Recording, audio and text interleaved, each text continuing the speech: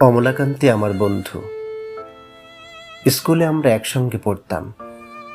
রোজ দেরি করে ক্লাসে আসতো, পড়া পারত না।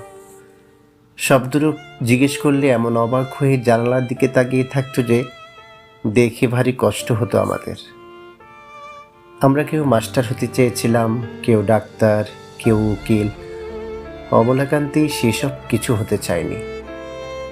সে রোদ্দুর হতে চেয়েছিল।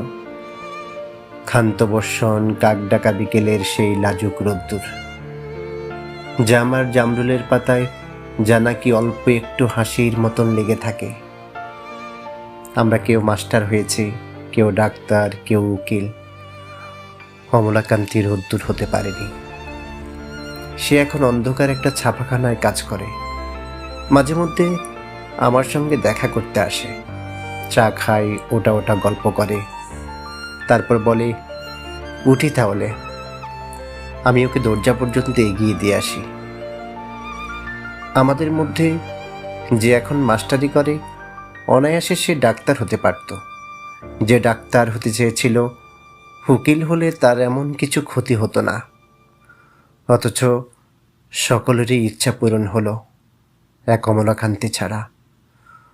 অমলাকান্তি রোদ্দুর হতে পারেনি।